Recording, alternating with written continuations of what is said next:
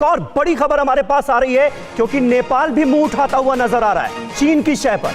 नेपाल से यह खबर है जहां नेपाल के प्रधानमंत्री के खिलाफ जबरदस्त विद्रोह शुरू हो गया है। केपी शर्मा ओली अपनी ही पार्टी में गिर गए हैं। ये इस वक्त की ताजा जानकारी निकलकर सामने आ रही है और आप देखिए नेपाल ने किस तरह से अपनी फितरत बदली है, किस तरह से रोटी बेटी के रिश्ते को खत्म किया है, ये हम सब जानते हैं। और अब नेपाल के प्रधानमंत्री अपने ही घर में अपनी ही पार्टी में घिरे हुए नजर आ रहे हैं। मनीष झा हमारे साथ, हमारे सहयोगी इस वक्त मौजूद हैं। मनीष, और क्या अपडेट मिल पा रही है आपको? आज हम बात करेंगे इंडिया नेपाल ताल्लुकात में एक नया मोड़ आ चुका है जिसमें ये बात की जा रही है कि भाई केपी ओली शर्मा को बहुत ज्यादा प्रॉब्लम हो गई। उनकी पार्टी की तरफ से उनको लोगों ने बहुत कुछ बोला गया है, उनका बाइकआउट किया जा रहा है, खास करके प्रचंडा के साथ उन्होंने गठबंधन किया हुआ है। तो चलिए बात करते हैं और आपको बताते हैं कि भाई क्या प्रॉब्लम हुई है जिसके ऊपर इंडियन मीडिया बात कर रहा है। इंडिया नेपाल के ताल्लुकात में भी ये बात हो रही है क्योंकि मेन मुद्दा ही यही है कि इंडिया नेपाल के ताल्लुकात जब खराब होते हैं तो फिर इंडिया अपनी मर्जी से रिपोर्टें शेयर करता है, अपनी मर्जी की रिपोर्टें दूसरे मुल्क के ऊपर शेयर करता है। तो पहले रिपोर्ट देखेंगे, आपके साथ शेयर करेंगे क्या होने वाला है आगे वाले दिनों में और क्या हो सकता है। पहले ये रिपोर्ट देखते हैं फिर आपके साथ बात करते हैं। बड़ी खबर हमारे पास आ रही है क्योंकि नेपाल भी मुंह उठाता हुआ नजर आ रहा है चीन की शय पर। नेपाल से यह खबर है जहां नेपाल के प्रधानमंत्री के खिलाफ जबरदस्त विद्रोह शुरू हो गया है। केपी शर्मा ओली अपनी ही पार्टी में गिर गए हैं। पूर्व प्रधानमंत्री प्रचंड ने केपी ओली को बैठक में खूब खरी खोटी सुनाई है।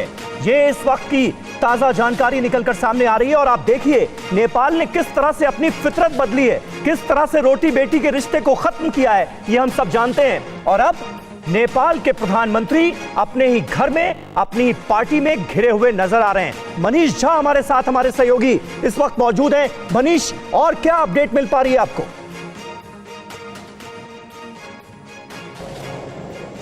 देखिए, नेपाल के प्रधानमंत्री केपी शर्मा ओली ने जिस तरह से अपनी पार्टी में मजबूत स्थिति पाने के लिए या फिर कहें तात्कालिक लाभ के लिए भारत और नेपाल के सदियों पुराने संबंध को किनारे करने की कोशिश की थी, उसे लेकर नेपाल की जनता और उनकी स्वयं पार्टी के कई सारे लीडर्स अब बेहद खफा नजर आ रहे हैं। काफी विरोध हो रहा है। हालांकि सब सार्वजनिक तौर पर कुछ बोलने से कतराते हैं, लेकिन पार्टी के अंदरूनी मीटिंग में लगातार केपी शर्मा ओली से कहा जा रहा है कि ये जो कदम उठाया जा रहा है ये ठीक नहीं होगा और इसका खामियाजा हमें भुगतना पड़ सकता है। साथ ही साथ अगर आप देखें तो जिस तरह की खबरें आई कि चीन ने भी अब नेपाल पर दबाव बनाना शुरू किया है, तो नेपाल के लोगों को लगता है कि जिस चीन के लालच में हम आगे बढ़े थे वो चीन भी हमारा नहीं हुआ और इस बहाने हमने अपने पुराने भाई कहे, पुराने पारिवारिक सदस्य भारत का भी साथ छोड़ा है। तो यही तो सबसे बड़ी बात है मनीष की भारत से दोस्ती जो है उसमें लगातार सेंध लगा रहा है नेपाल, उस दोस्ती को लगातार खत्म करने की कवायद कर रहा है और चीन नेपाल की जमीन पर कब्जा करता जा रहा है। जो एक्सपर्ट्स हैं वो साफ तौर पर ये बता रहे हैं कि दरअसल चीन की मंशा नेपाल को हथियाने की है, नेपाल की जमीन हथियाने की है। उसके बाद भी नेपाल की आंखें नहीं खुल रही, ये तो बड़े ताज्जुब की बात है।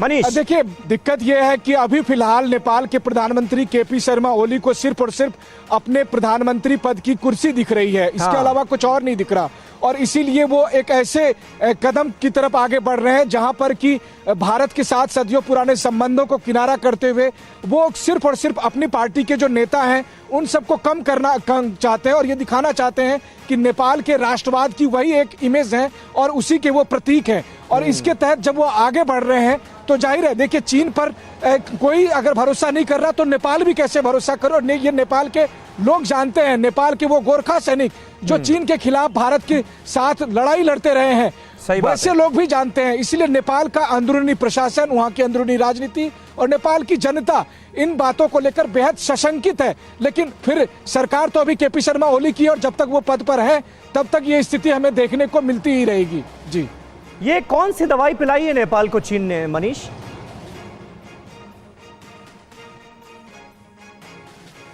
अब ये आपका बहुत ही बेहतरीन सवाल है और इसका जवाब शायद केपी शर्मा ओली ही दे सकते हैं, क्योंकि जो नेपाल और भारत के तमाम जानकारों से हम लोग बात करते हैं, हम केवल अपने दर्शकों को केवल इतना ही बता दें कि भारत नेपाल को कितना देता है। भारत के बजट में हर साल नेपाल को 1200 करोड़ रुपया अलग से आवंटित होता है।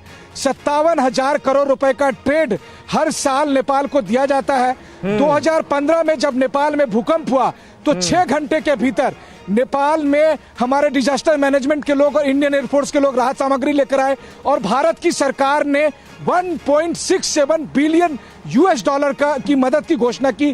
प्रधानमंत्री मोदी 6 साल में 4 बार नेपाल जा चुके हैं।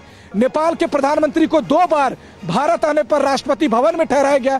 तो भारत नेपाल संबंधों की तो मैं कह सकता हूं कि एक महाकाव्य लिखी जा सकती है। बात है। लेकिन फिर वही है कि जब स्वार्थ दिमाग में हो, केपी शर्मा ओली की सरकार के दिमाग में जो स्वार्थ है उसको मद्देनजर रखते हुए वो बाकी सब कुछ को ठुकराने के लिए आगे बढ़ रहे हैं। जी बिल्कुल मनीष, बने रहे आप हमारे साथ। और ऐसे में यही बड़ा सवाल है कि आखिर न जाने कौन सी घुट्टी पिला रहा है चीन नेपाल को, ऐसा हो क्यों रहा है, ये सबसे बड़ा सवाल है और इसका जवाब हम आपको देने की कोशिश करते हैं। फिक्र आपकी, सोमवार से शुक्रवार रात 9 बजे सिर्फ TV9 भारतवर्ष पर। तो आप लोगों ने रिपोर्ट देखी, आप सबको पता है कि इंडिया और नेपाल के ताल्लुकात वैसे ही खराब है और इसके ऊपर अगर केपी ओली शर्मा या बाकी पार्टीज के लीडर्स के बारे में बात करें तो वो थोड़े से गुस्सा हुए हैं, क्योंकि प्रचंडा अगर हम देखते हैं तो प्रचंडा ने अच्छा ताल्लुकात इंडिया के साथ चाहा बट इंडिया ने नहीं चाहा, जबकि केपी ओली शर्मा नेपाल के जो प्राइम मिनिस्टर हो चुके हैं, फॉर्मर प्राइम मिनिस्टर है, वो इंडिया के साथ ताल्लुकात नहीं चाहता। प्रचंडा चाहता है, वो नहीं चाहते। अब केपी ओली शर्मा तो है वो इंडियन के खिलाफ है और प्रचंडा है वो इंडिया के खिलाफ तो नहीं है, वो समझ लो कि न्यूट्रल है। बट अभी ताल्लुकात काफी ज्यादा प्रॉब्लम में आ चुकी है और वो यही है कि भाई इंडिया नेपाल के साथ ताल्लुकात बेहतर करना चाहता है या नहीं करना चाहता, बात ये है। तो जब इंडिया नेपाल के ताल्लुकात खराब होते हैं तो इंडिया क्या करता है कि वो नेपाल के बारे में या किसी भी पार्टी के बारे में, किसी भी मुल्क के बारे में अगर उनके ताल्लुकात खराब हो जाते हैं तो वो